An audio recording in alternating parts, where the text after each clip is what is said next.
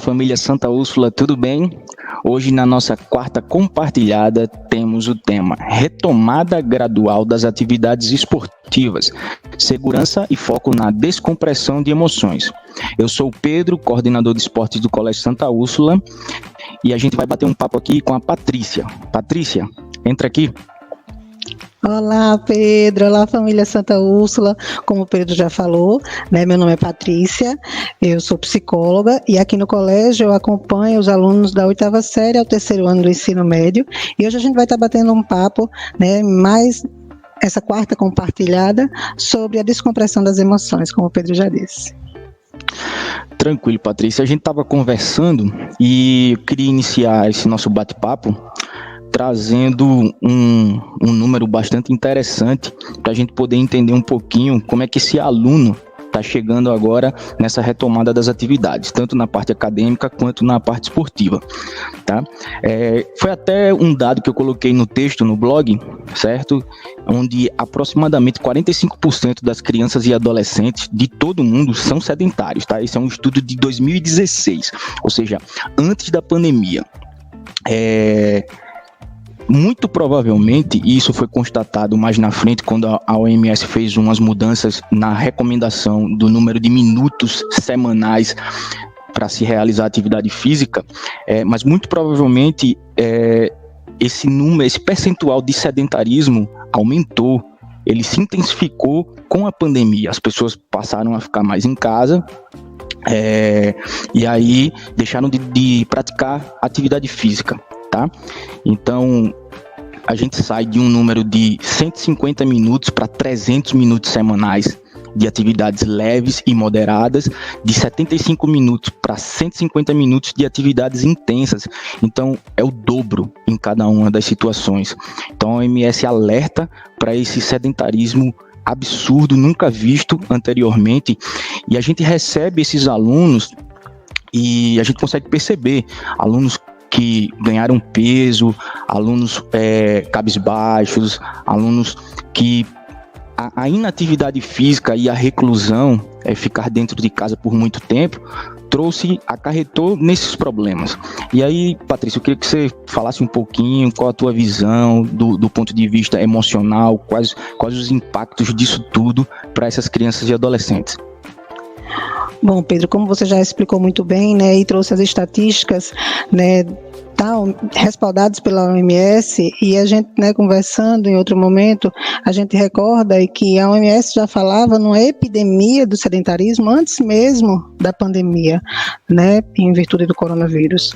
E o que a gente tem visto no retorno desses alunos, assim, o que a gente tem observado, e as famílias vão poder comprovar isso, né, conosco, de que existe um aumento maior na questão do medo, né, o medo por diversos motivos, da doença em si, de algum parente ser contaminado, da morte, né? Uma irritação em virtude de estar tendo que se manter distante, né, das pessoas que gostam, das atividades que costumava fazer, né? A gente sabe que é um distanciamento geográfico, mas que se reverbera na questão social, né, do indivíduo, seja ele adolescente ou criança, né? Então a gente tem observado eles mais tristes, mais cabisbaixos, mais preocupados com o futuro, porque como a gente já está aí há um ano vivendo, né, esse movimento de distanciamento geográfico, que, como eu já falei, reverbera na questão social, de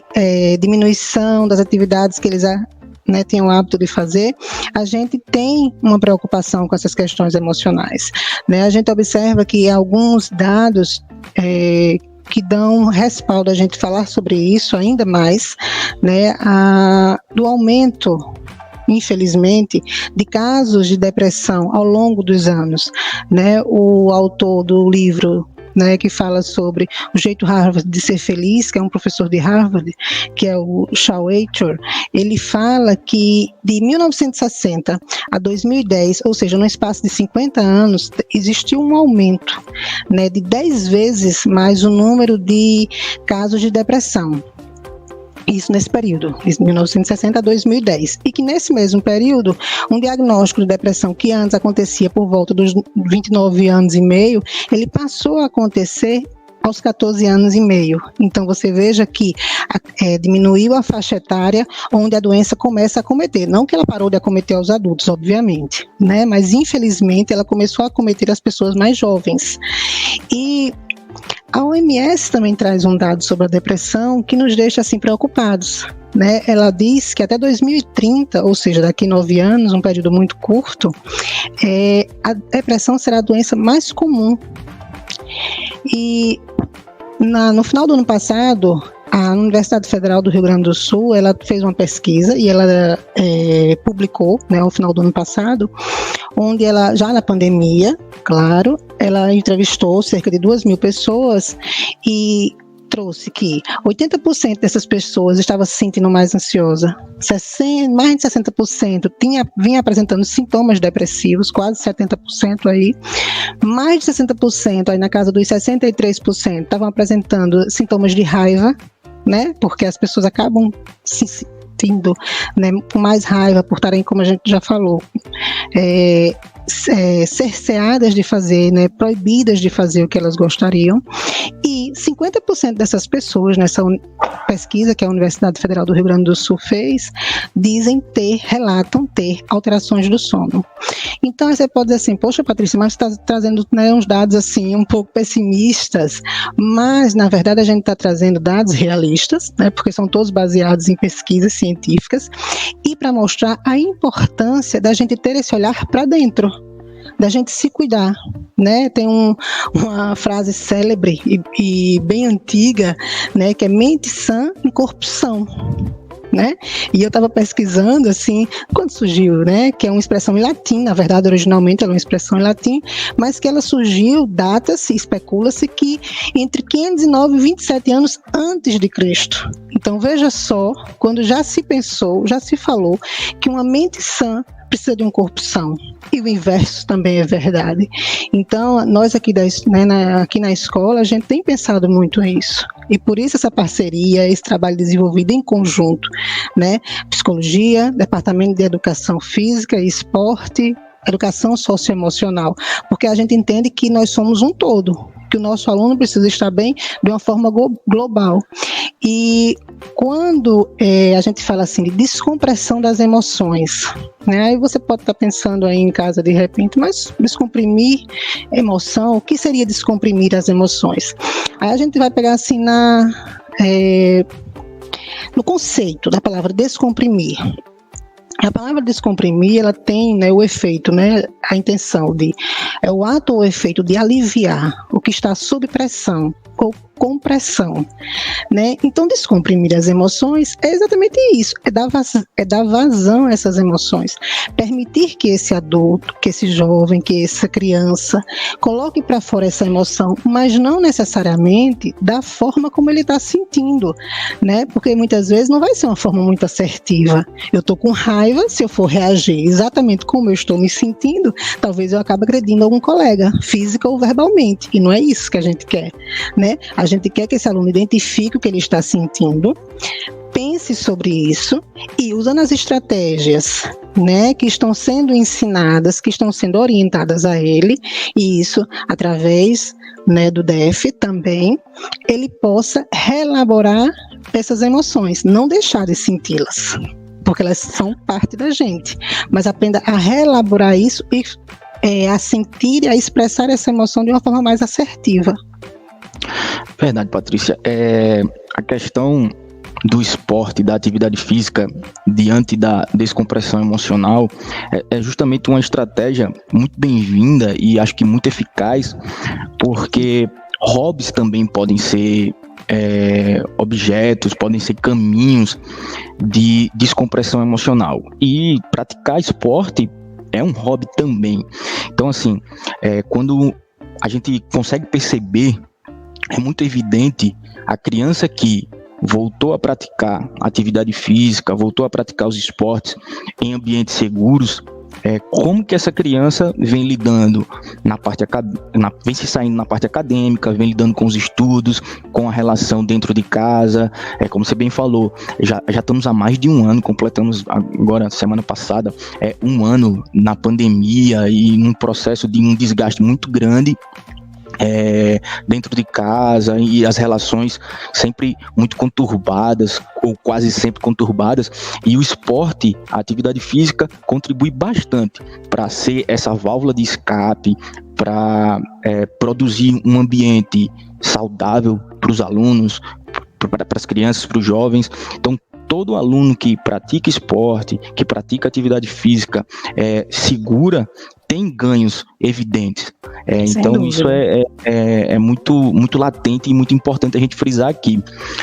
Um outro ponto, Patrícia, que eu gosto de fazer a conexão, é que a questão do sedentarismo, agora a gente está vendo um pico, mas como eu citei a pesquisa lá de 2016, isso já era muito evidente, porque um percentual de 45% é gritante, e agora a gente percebe o quanto isso foi intensificado pelo período de distanciamento geográfico, onde as pessoas não podiam ou tiveram esse acesso aos esportes mais formais dentro da escola ou em outros lugares, escolinhas, enfim, tiveram esse acesso negado por um período longo, tá? Que causou bastante prejuízo, necessário, mas que causou bastante prejuízo, e agora a gente tem a possibilidade dessa retomada. Os alunos retornam para a escola, tá? Retornam para os esportes, e aí a gente precisa gradativamente fazer ou promover essa descompressão emocional, tá? Promover esse acolhimento, promover esse trabalho gradativo. E como que a gente vem fazendo isso, Patrícia, aqui no Colégio Santa Úrsula? Como que os setores do Departamento de Educação Física e Esporte e o setor de Psicologia, Educação Socioemocional, como é que isso vem acontecendo dentro da sala de aula? Vê só, Pedro, né, e a todas as pessoas que estão nos vendo agora. Antes que eu fale para você um pouco sobre a questão de como a gente está trabalhando, né, eu tenho um dado que eu acho que é importante a gente falar para as pessoas como a título de esclarecimento, né? A neurociência, ela traz para a gente uma informação muito importante, de que na adolescência existe uma diminuição, tá? Uma perda significativa dos receptores de dopamina. A dopamina é o hormônio conhecido como hormônio da felicidade, do prazer. Então, por isso que muitas vezes, nessa idade, a gente observa uma diminuição, né, digamos assim, na energia, uma oscilação de humor. Às vezes, uma criança que era super animada, super alto astral, se torna um adolescente mais isolado, mais contido. É claro que a gente tem que ter observação, né? Porque também pode ser um indício de um sintoma de depressão. Mas existe essa questão cerebral, né, de transformação, digamos assim. E a atividade física, ela vem como algo que estimula a produção desse hormônio. Não só desse hormônio, né?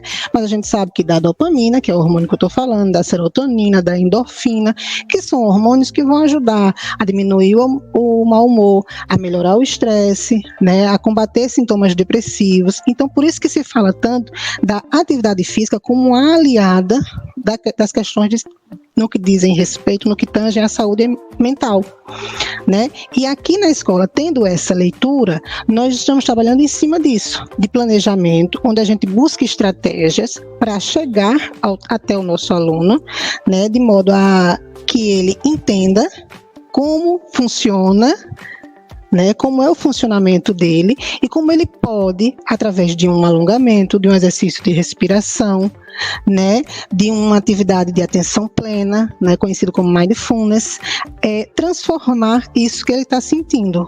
Como eu já falei, ele não vai deixar de sentir. E nem é esse o objetivo, né? Todas as nossas emoções são importantes.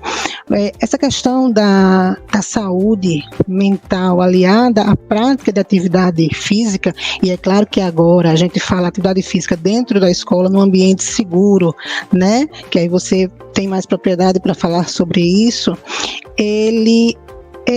A gente tem dado cada vez mais importância, mas isso não é de agora, né? A gente intensifica e observa com maior, digamos assim, cautela em virtude da pandemia, porque algumas coisas acabaram surgindo que a gente não se deparava com tamanha, digamos assim, frequência antes, e a pandemia potencializou, mas O Albert Einstein, o Hospital Albert Einstein, né, em São Paulo, que eu acredito que a maioria de nós já tem ouvido falar pela referência que ele tem nacionalmente no tratamento de várias doenças, ele tem um setor, né, que é o Centro de Esportes e Bem-Estar, né, Centro Einstein de Esportes e Bem-Estar, para tratar sobre essa questão, né, que estuda a associação da saúde mental e o bom preparo do corpo. Então, assim, é o mundo todo se debruçando e pensando em ações e estratégias, e nós, como uma escola inovadora que somos, não ficaríamos de fora desse movimento, né? Mas é importante ressaltar que, assim, não é uma coisa que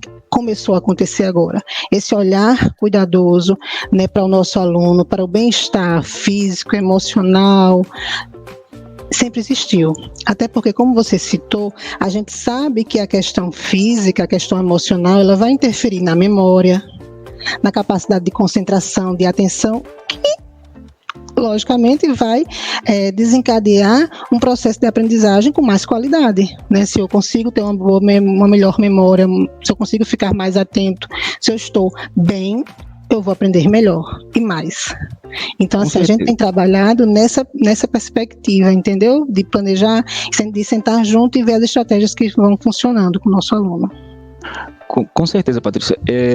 Eu acho que é importante a gente reiterar aqui que esse movimento da atenção plena, da gente estar desenvolvendo atividades de controle da respiração, dos alongamentos, não é um movimento recente. A gente já vinha trabalhando isso, inclusive no ano passado, que foi um período também muito complexo, tá? E a gente vinha trabalhando isso, e principalmente com o objetivo de despertar no aluno essa autonomia. Ele não deveria apenas, nos momentos de aula, executar aqueles exercícios, aquela atividade que traria calma, que fortaleceria a questão da musculatura das costas, porque é um aluno que fica muito tempo sentado e as dores na coluna são inevitáveis no pescoço. A gente gravou uma série de stories. Você falou até me ajeitei na cadeira, tá vendo? A gente gravou uma série de stories, é importante. Materiais que a gente divulgou no ano passado, fazendo referência a isso, essa necessidade do novo formato das aulas, certo? De ficar muito tempo nas telas, muito tempo sentado e tentando criar maneiras de minimizar esses impactos. E acho que foi muito, muito produtivo, e a gente só está dando continuidade agora no presencial e também para o pessoal que optou por ficar online, tá? Eu acho que é importante a gente frisar isso. Sim. Agora, Patrícia, a gente entra num ponto bastante crucial, e eu queria a sua ajuda, apesar da gente tratar um pouco mais da parte esportiva e de atividade física, mas eu queria que você colaborasse também fortalecendo essa ideia da prática da atividade física segura. E o que é que eu tenho para trazer aqui? É que a gente está num cenário bastante complicado, é inegável isso, certo? E eu tenho percebido muitas famílias temerosas, tá? E com muito temor, inclusive, de colocar seus filhos para praticar esporte, tá? E agora a gente vai falar do que a gente tem como esporte dentro da escola, o esporte educacional. Como que o Colégio Santa Úrsula encara a retomada dos esportes, tá? Eu sempre fiz questão de deixar muito claro, representando a instituição, que o nosso objetivo com o retorno das modalidades esportivas, ele é exclusivamente de promoção da saúde, tá? Qualquer pensamento em rendimento, tá? Até porque a gente nem mira nenhuma competição, as competições não estão acontecendo, então é importante ter isso para poder entender os protocolos que nós adotamos, tá? E que são protocolos que ele foi montado, é um protocolo que foi montado levando em consideração documentos nacionais e internacionais, e muitos estudos, tá? Da gente tentar manter controlado o ambiente o máximo possível, tá? Uma segurança gigantesca para os nossos alunos. E, assim, é importante a gente comunicar isso para as famílias do Colégio Santa Úrsula, que os nossos ambientes são muito seguros e que é imprescindível continuar praticando esporte, lógico, de maneira segura. E por isso nós adotamos protocolos que talvez muitas outras instituições rejeitem, tá? Como o uso de máscara durante toda atividade física é importante, não há nenhum prejuízo, desde que a gente faça o controle da carga do treinamento, que é o que acontece, desde que a gente faça pausas para que esse aluno possa se hidratar e possa ir se habituando a utilizar a máscara durante uma atividade. A gente disponibiliza álcool gel em vários pontos do nosso complexo esportivo, então a gente tem muita segurança, o número de alunos foi reduzido para respeitar o distanciamento, tudo é pensado de forma a manter seguro a prática esportiva, tá? E vou reforçar aqui, o mais prejudicial que a gente pode fazer no momento é privar as nossas crianças e nossos adolescentes de manter o corpo sadio, o corpo e a mente, tá?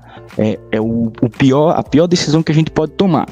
E é importante que a família conheça o trabalho da escola para se sentir mais segura. E é importante a gente estar comunicando isso aqui. Agora eu queria que você me dissesse o seguinte, Pedro. Patrícia, do ponto de vista da psicóloga, o que é que você acha de tudo isso, para a gente trocar essa ideia? Veja só, como você estava falando, né, explanando sobre a questão de todos os protocolos que estão sendo seguidos aqui na escola, né, para que se tenha um ambiente seguro, como, né, se determinam, né, as autoridades responsáveis para que a gente evite o contágio, né, pelo Covid, mas o que a gente quer também, né, levar à reflexão de algumas famílias que a gente entende o receio, né, de mandar esses filhos às vezes para o esporte, mas que além da questão dos ganhos da atividade física em si, né, para evitar o sedentarismo e possíveis comorbidades e doenças mais para frente, a gente também tem que lembrar que é um momento de integração, de interação social, né, que já está extremamente restrita. Então, é claro que essa integração e essa, né, socialização, ela é com todo cuidado. Os meninos não vão estar próximos, não vão estar se abraçando, porque vocês que estão lá, os professores, não vão permitir, porque não pode. Mas pelo menos eles se veem pessoalmente, sai um pouco só da visão por tela, né? Porque por mais que os alunos que estão vindo presencialmente, mas eles só estão, por enquanto, a gente só está autorizada a vir 50-50. Então, vem uma semana, na outra semana fica em casa. E no caso dos esportes, não. É diferente, não é?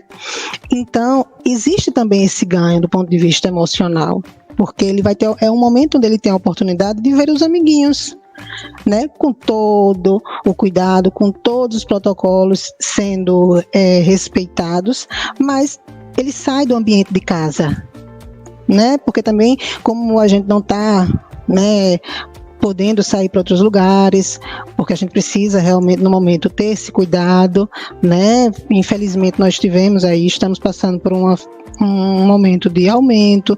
Então, até que tudo isso se normalize, né, e que se perceba como seguro voltarmos a frequentar lugares que a gente já estava conseguindo frequentar antes, eles ficam muito limitados. Então você imagina uma criança ou mesmo adolescente, né? A gente fala criança porque as crianças geralmente têm mais energia nessa questão. Adolescente, ele já entra num outro momento da vida, onde muitas vezes ficar em casa não é tão problemático, né? Embora que eles amam, querem, e o saudável é a convivência com os pares, né? Mas imagine essa criança, esse adolescente, trancado dentro de um apartamento, saindo exclusivamente para a escola, 2 semanas, vamos dizer, por mês, né? Pegamos aí um mês padrão de 4 semanas, ele vai vir 2 semanas para a escola. Isso se em uma dessas semanas não tiver nenhum imprevisto que o impeça de vir à escola. Então, é uma questão de saúde emocional também. A prática do esporte tem toda a questão do ganho hormonal, como eu já falei, como você já trouxe a questão do sedentarismo, ok, mas também é um momento de integração, de socialização, que a gente não pode perder de vista a importância disso no desenvolvimento, né, do ser humano. E assim, Patrícia, já que você trouxe essa questão da socialização, que é uma das características e um dos pontos muito bem trabalhados dentro do esporte, eu vou trazer aqui um recorte pessoal. Meu filho é estudante lá do pré-escolar, ele tem 3 anos e meio, o nosso pré-escolar, e o quanto que o comportamento do meu filho mudou com o retorno para as aulas presenciais e o quanto que mudou por ele estar fazendo natação na escola. Toda segunda e quarta-feira ele chega com uma novidade, falando dos colegas, falando da tia nova. Então, assim, é muito importante e é muito complicado a gente tirar isso deles, certo? Não levar em consideração o processo de socialização que para ele é imprescindível, tá? Na formação, ele ter contato com outras pessoas, com os colegas, certo? A questão da saúde, do ponto de vista da saúde, do desenvolvimento como pessoa. Sim. Então, é imprescindível tudo isso. E o quanto que o comportamento das crianças, seja ela da educação infantil, do fundamental, do ensino médio, o quanto que muda com esse contato, com essa socialização dentro do ambiente esportivo, praticando atividade física. É perceptível, né? Com certeza, durante as aulas de educação física, voltando a possibilidade da gente variar as atividades, com todo cuidado, obviamente, como sempre foi. Então, assim, é muito válido a gente bater nessa tecla e fortalecer essa ideia dos ganhos que nós temos promovendo essas atividades e tomando todo cuidado, é claro. Porque assim, né, como a gente está falando, a questão de descomprimir as emoções, né, de dar vazão ao que está preso, né, e assim, o esporte é uma possibilidade e o esporte praticado na escola é uma possibilidade segura, o que é melhor, né, porque não é qualquer forma de se exercitar, não é de qualquer jeito, não é em qualquer lugar, porque você tem que certificar-se de que aquele ambiente para o qual seu filho está indo, né, dá de fato as condições, né, de biossegurança para ele. Então, assim, a gente observa que alguns pais, né, estão muito angustiados e a gente compreende, né, como a gente já falou, a gente já fez aí 1 ano, né, de pandemia, e a gente não sabe ainda quanto tempo isso vai durar, infelizmente, né? E é preciso que os pais também tenham clareza de que reações são, digamos assim, esperadas, que estão acontecendo em cada faixa etária, né? Para nem achar que é bobagem, não é nada, e de repente o seu filho está precisando de uma ajuda, né, extra, de um profissional, psicólogo ou de qualquer outra ordem, e nem também nem subestimar, nem superestimar, né? É ter o equilíbrio, ele saber o que está dentro do esperado, o que está dentro da normalidade, que requer a atenção dele, claro, mas a proporção dessa atenção como vai ser, né, Pedro? A gente vê aí que as crianças, assim, na idade entre pré-escolar, né, entre 2 e 6 anos, elas têm tido mais medo de ficar sozinhas, elas têm tido recorrência de pesadelos, algumas com dificuldade em falar, perda de controle de esfínteres, né? Às vezes crianças que já não tinham a questão da enurese noturna passam a apresentá-la, mudança de apetite. E os pais, o que é que a gente faz? Tem que ter paciência, né? Primeiro de tudo, paciência e tolerância para esses determinados comportamentos. Aí, se você for assim e manter, né? Assim, eu acredito que assim, no começo foi tudo muito difícil para todo mundo, né? Claro, era novo e ninguém esperava que fosse acontecer algo nessa proporção. Com o passar do tempo, as coisas acabam meio que se acomodando, se adaptando, não necessariamente ficando bom, né? Porque não tem como ficar bom, mas assim, se acomodando, se adaptando, mas assim, se manter uma rotina é importante, né? A gente está vivendo um momento atípico, sim, mas ainda é preciso, dentro dessa atipicidade, ter uma rotina, né? E aí nas crianças de 6 a 10 anos, o que é que a gente espera? O que é que a gente observa que vem aparecendo, né? A gente pensa em pensamentos frequentes de situação de estresse, a gente vê também alterações de sono e apetite. Sono e apetite a gente vê, eu diria que em todas as faixas etárias, né? Maior agressividade, irritabilidade, um choro com maior frequência, né? E aí como é que os pais dessa faixa etária aí podem estar contribuindo para esse filho, né, passar por essa fase? Brinque com a criança, né? Procure ser tolerante e paciente para todas as faixas etárias, para pais de todas as faixas etárias, né? Paciência e tolerância. Eu sei que não é fácil, né? Porque os pais também estão submetidos a estresse, estão também muito ansiosos, preocupados, né? Alguns sentimentos são comuns a todas as faixas etárias, né? Da criança ao idoso. Mas é aquela história, o adulto somos nós, né, Pedro? E o nosso filho nos tem como referência. Então, a gente vai ter que procurar o suporte, procurar, né, se ajudar para ajudá-los, mas a gente não pode negligenciar essa ajuda. Então, conversar sobre a infecção nesses maiorzinhos, né, porque eles já têm uma noção de como acontece, de como prevenir, né? A gente não vai estimular, digamos assim, o excesso, mas tem que se ter cuidado. A gente não pode minimizar, né? De que não precisa, não. Todo cuidado é bem-vindo. Com os adolescentes, o que é que a gente espera, o que é que os adolescentes têm apresentado? A questão do pensamento frequentes de estresse, né? Como eu já falei mais no começo, a questão do receio de perder alguém, alteração de sono e apetite, redução da energia ou agitação, recusa, às vezes, em seguir as orientações de distanciamento e de saúde. Então, os pais também têm que fazer esse reforço. Inclusive, né, assim, aproveitando para aqueles que estão vindo para a escola, né, que a gente sabe que a gente muitas vezes tem que estar ali repetindo, gente, vocês não podem, né, vamos manter o distanciamento. A gente sabe que é sofrido para eles, porque eles gostam de contato. O ser humano gosta de contato, né? Gente gosta de gente. Então, é natural. Mas no momento não é o ideal, não é o que a gente pode fazer ainda. E esses pais, né, têm que ter esse entendimento. O distanciamento, às vezes, dos amigos, dos familiares. Eu tenho ouvido relatos de adolescentes que estão mais isolados, né? É como eu falei, tem aparecido? Tem. E os pais têm que ficar atentos, né? Se está dentro da normalidade, é um movimento dele ali de vou ficar um pouquinho no meu canto, até para processar e digerir, digamos assim, tudo o que está acontecendo, mas não pode se perder de vista que isso também pode ser um indício de um sintoma depressivo. Então o pai tem que estar ali na observação, né? De que até que ponto é normal e até a partir de quando eu preciso procurar um profissional para fazer uma avaliação e ver, né, se está tudo certo. No caso do adolescente, apresenta muitas vezes um comportamento positivo, desafiador, né? O adolescente ele já tem essa questão do desafio, mas agora ele está irritado, ele está frustrado, né? Ele está limitado, ele não está fazendo, via de regra, ele não está fazendo a maioria das coisas que ele gosta de fazer, ou pelo menos não está fazendo como ele gostaria de fazer, como ele estava acostumado a fazer. E evitação de atividades relacionadas à aprendizagem e escola.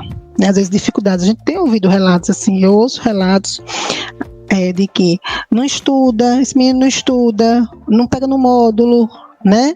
Então assim, é um movimento esperado para essa faixa etária nesse período. Mas a gente vai deixar por isso, então está normal, a psicóloga da escola está normal, vamos deixar. Não é isso. Eu estou dizendo que é o normal, tá? Assim, está sendo normal, tá? Está acontecendo.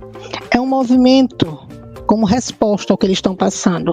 Mas a função dos pais é orientar, é impor limites, com amabilidade, com coerência, né? Mas trazer esse aluno muitas vezes também para reflexão, de que ok, meu filho, tá chato, tá ruim para todo mundo, mas a gente também não pode deixar para lá, a gente não vai deixar de estudar porque eu tô sem paciência para estudar, né? Eu gostaria de estar fazendo outras coisas, eu gostaria de estar encontrando com meus amigos, eu gostaria de estar indo ao shopping, enfim, algum show, os que já têm idade para isso, mas, né, aquela história, os pais têm que acolher esse sentimento de frustração, de revolta, mas trazer ele para a reflexão de que, infelizmente, não dá para abrir mão das responsabilidades, do que você tem que fazer, né? Flexibiliza, sim, né?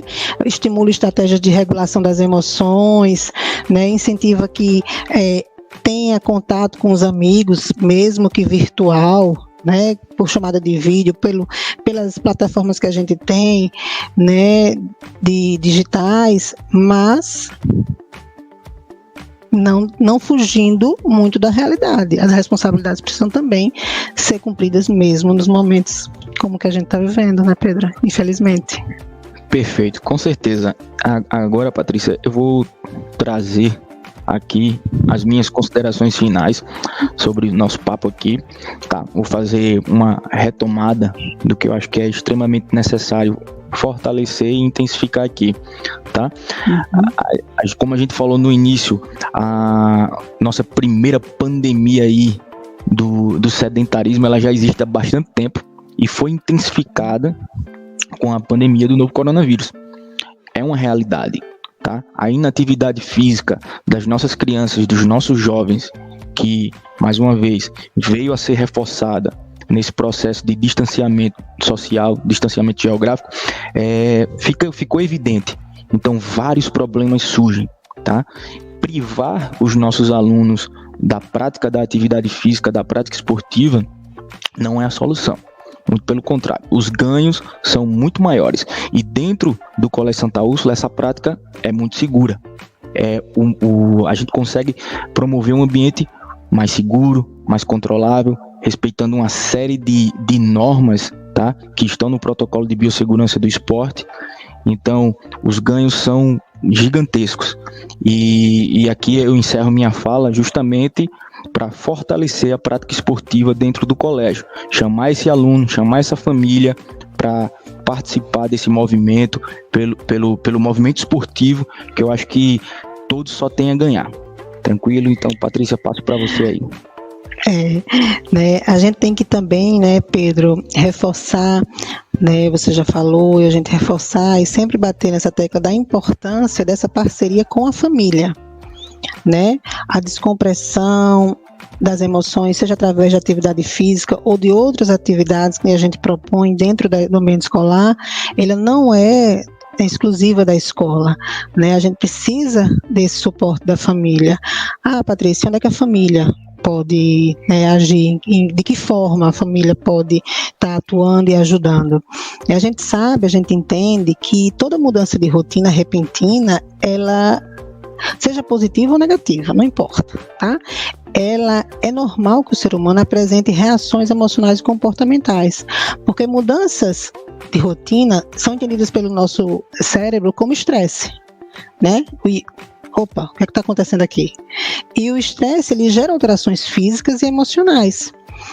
Então, a família precisa estar atenta, estar junto conosco, E assim, algumas dicas que a gente dá assim, para os pais de como estar fazendo esse apoio, essa continuidade do trabalho, que é iniciado no ambiente escolar, mas ele precisa dessa continuação em casa.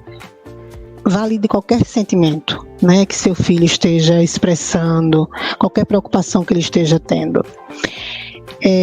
Independente da faixa etária, mantenha uma rotina, de tarefas de casa, de atividades que precisam ser feitas. Cuidar do ciclo do sono e da vigília, e, se possível, praticando a higiene do sono. Como seria isso, a higiene do sono? A higiene do sono é você vou falar assim um modo resumido, você proporcionar qualidade para que essa criança ou adolescente tenha uma boa noite de sono. É você manter um ambiente adequado, com uma boa temperatura, com a luminosidade baixa, é você fazer com que esse adolescente tenha uma alimentação sem excessos no horário da noite, que ele não faça uso de bebidas que sejam estimulantes, como refrigerantes, café, bebidas que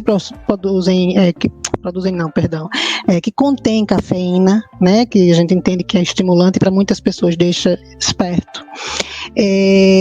Fazer com que esse aluno também se desligue das telas pelo menos 1 hora antes da hora que ele deve dormir. Tudo isso vai contribuir para uma boa noite de sono, e vai ser fundamental para que no outro dia ele venha à escola e esteja disposto, porque lembra lá quando a gente fala de memória, atenção, aprendizagem, a questão do sono vai interferir diretamente nisso, A questão do cuidado com a alimentação, de se manter uma alimentação mais saudável. A gente sabe que às vezes o alimento ele tem um papel aí, de prazer. Então, como a gente está, digamos assim, com fontes de prazer limitadas, não pode sair, não pode encontrar os amigos, às vezes, vou pedir um sanduíche, vou não sei o quê, e acaba às vezes consumindo durante a semana alimentos que não são saudáveis. Então, tentar evitar o excesso disso, deixar para consumir esse tipo de alimento no final de semana, como a gente geralmente já faz,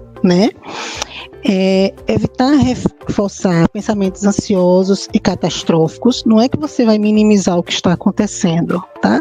Mas assim, é não potencializar, é não dar mais ênfase, porque isso pode desencadear um processo de um transtorno de ansiedade. Estimule que seus filhos conversem, que mantenha contato com os amigos, né, que tente manter assim, o mais próximo do normal, dentro dessa anormalidade que nós estamos vivendo. E valorizem, sejam nossos parceiros, valorizem as atividades que estão sendo propostas juntos pela escola, né? Como a gente já falou, o que está sendo feito pelo DEF, pela educação socioemocional, pela psicologia. Se possível, façam junto do filho, né, um exercício de respiração, um alongamento. É bom para todo mundo, é benéfico para todos, né? E às vezes o adolescente, a criança vai muito na ludicidade, né? Leva muito como brincadeira e é saudável. Mas às vezes o adolescente, ele tem mais uma resistência. Lá vem vocês com essa história de me colocar para respirar, né? Então, a partir do momento que o pai também tem essa adesão, vamos tentar junto. Quando ele começar a perceber os benefícios reais que isso vai trazer para a vida dele, a gente sabe que ele vai começar a praticar isso no dia a dia. E vai ter ganhos, muitos ganhos, né? E, então, assim, tudo isso, né, toda essa nossa fala, todo esse nosso esforço dentro da escola e nesse chamamento, digamos assim, para a parceria das famílias, é para que a gente consiga contribuir para a estabilidade emocional dos nossos estudantes. Né, para que eles consigam manter-se bem, saudáveis fisicamente, emocionalmente. E isso vai repercutir em todos os âmbitos da vida dele. A questão do autocuidado, da importância do autocuidado. Né? Às vezes a gente tem uma visão assim equivocada, superficial, de que o autocuidado é só cuidar da aparência. Né? Eu estar bem arrumado, eu estar cabelo arrumado, banho tomado, também. Né? Mas não é só. O autocuidado, ele passa por várias esferas. Ele passa a questão do cuidado com o corpo, e aí entra a questão da atividade física também, né? Da saúde, da alimentação, de tudo que a gente já falou. A questão dos cuidados ao emocional, né? Ele tem que ter esse equilíbrio, como a gente falou lá no começo, mente sã, corpo são. A questão social, né? De ter esse contato, e agora a gente está tendo uma dificuldade, porque está sendo limitado, mas dentro do que a gente tem, o que a gente pode fazer, né? E então assim, a gente observa que tudo isso vai contribuir para que esse aluno consiga se desenvolver plenamente, para que a gente tenha uma qualidade melhor, né, de vida para ele, para todos nós. Então assim, esporte, descompressão das emoções dentro do esporte, né? Eu quero agradecer a você, Pedro, pela parceria, a todos que ficaram conosco até agora, né, nos prestigiando aqui, e dizer que quem não for inscrito ainda no canal, se inscreve, né? Ativa as notificações, né, Pedro? Com certeza. E ao final, depois a gente vai postar aqui embaixo o que a gente trouxe como referência, tá? Vai estar na descrição do vídeo. É isso. Show de bola, gente. Me despeço de vocês. Se você achou esse conteúdo relevante, compartilha com um amigo, com uma amiga, tá? Essa foi a 4ª compartilhada dessa semana, e na próxima semana tem mais conteúdo relevante. Valeu, tchau, até mais.